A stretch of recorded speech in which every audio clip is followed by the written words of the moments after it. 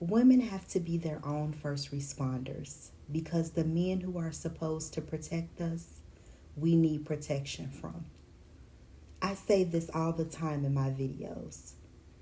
This woman decided to be just that, and because of it, she walked away with her life. Now further investigation is taking place to decide if charges will be brought against her or not. From the details I have at this point in time, this woman acted in self-defense. My point of view as a mother and as a sister, I am so sorry this family has to deal with the loss of their son and brother. I empathize with them and the pain they will experience while forever grieving their loved one. Meanwhile, there are lots of questions still surrounding the shooting death of a man in Atascocita last week. Now, his common-law wife is accused of shooting and killing him after he allegedly kicked his way into their home. Investigators confirm his lifeless body was found with a separate gun at the scene. ABC 13's Daniela Hurtado has been doing lots of digging following this deadly shooting last week, and she has the details of what we know days later. Crime scene tape crumbled in the front yard of a home where 9 days ago a man was shot and killed while kicking in the back door to a house his family says he shared with his partner.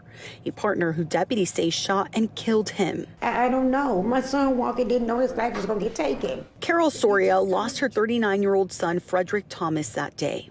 I just want justice for my brother. Yes. Thomas's sister Bianca says her brother was supposed to stay at her place that night after a disagreement with his common-law wife. Frederick Thomas Sr., Thomas's dad, says when his son arrived to his home on Woodlace Drive to get his belongings, the locks on the door were changed, and she was ignoring his calls. Man had to break in his own house to go get his own stuff out the house.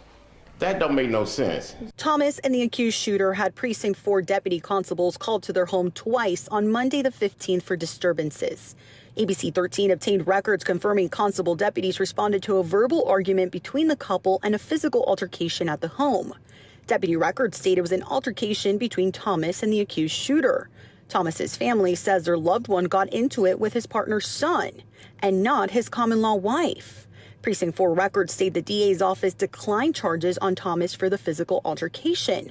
But the Harris County DA's office says they didn't accept charges on that Monday afternoon because constable deputies needed to do more investigating since there wasn't enough evidence to support the charges.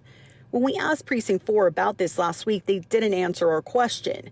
Today, they told us that they would run our questions to their supervisor and get back to us. They haven't.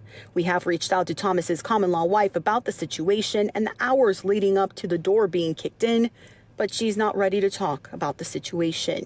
The case will be sent to the Harris County grand jury to decide if she could face charges in connection to Thomas's death. Daniela Hurtado, ABC 13 Eyewitness News.